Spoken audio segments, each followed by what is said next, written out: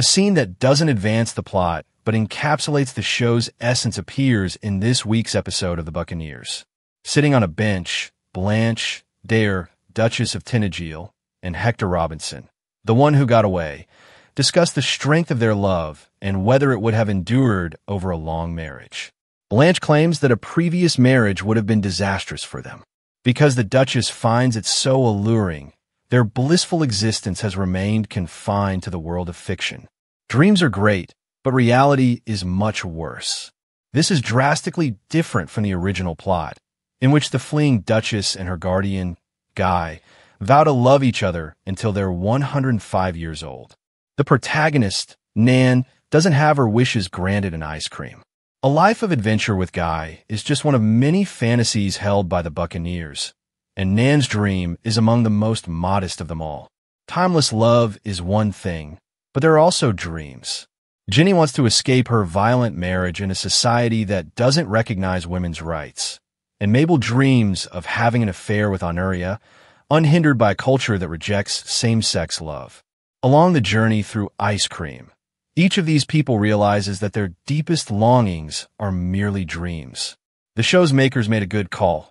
This subtlety is unusual for shows that often lay everything out for their audiences.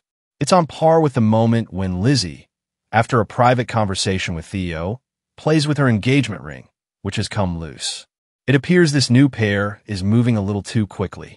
But what are the consequences if the Buccaneers don't stick to their word? In Ice Cream, Hector hosts a fundraiser and becomes irate when Theo turns up unannounced with a large sum of money to donate, taking the spotlight away from him. Despite a string of situations that hint at romance, but ultimately come across as contrived, Lizzie's feelings for the Duke continue to grow. After a passionate kiss in the woods, Lizzie finds herself in Theo's bed at the end of the episode. This begins a 2-week affair leading up to her wedding. This isn't the most entertaining part of Ice Cream, but it's perhaps the most shocking.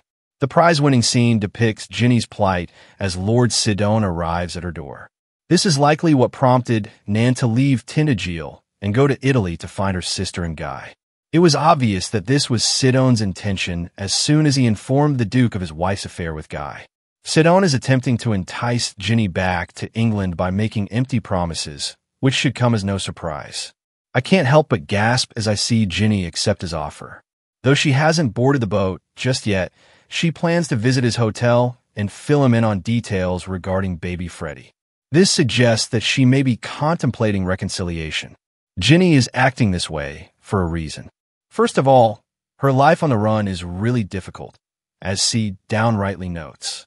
Aside from the lack of support from her sister and other loved ones, she longs for the privileges of being a woman.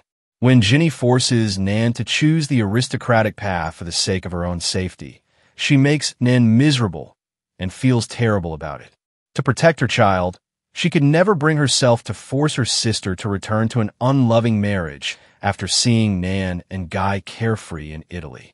Nan is aware of what is necessary for her sister, even though it may not be obvious at first. She and Guy had a rocky first encounter, but they eventually warmed up to each other, dancing the wedding dance and sharing passionate bedtime whispers.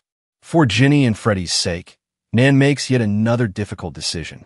After reading about her struggle for women's rights in the newspaper, she returns to England and assumes the title of Duchess. Guy is absolutely irate over this, and I have to admit, he has a point.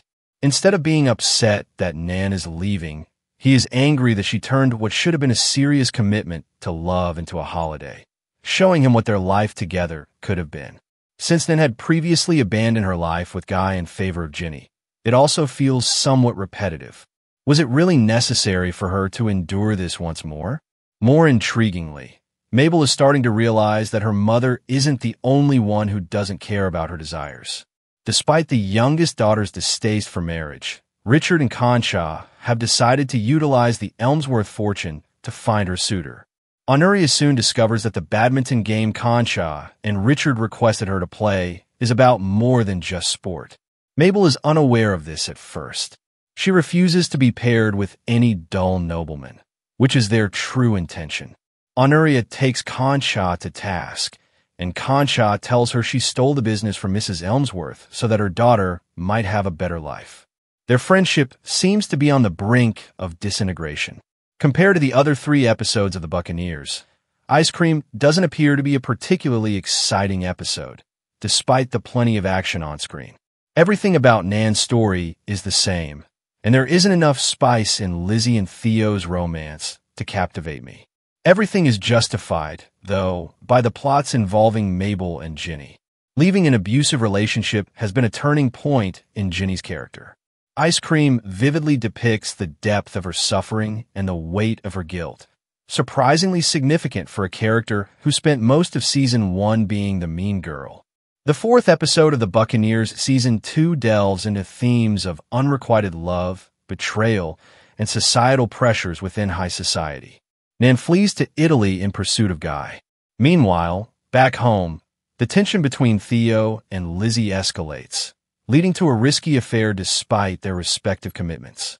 The episode explores the sacrifices individuals make to conform to societal norms, such as Mabel's reluctance to share her truth and the missed opportunities for love.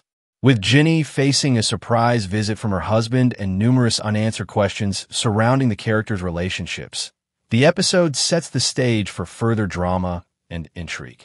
There are a number of elements that make the program exciting, exhilarating, and engaging, and the plot has officially gotten more complicated.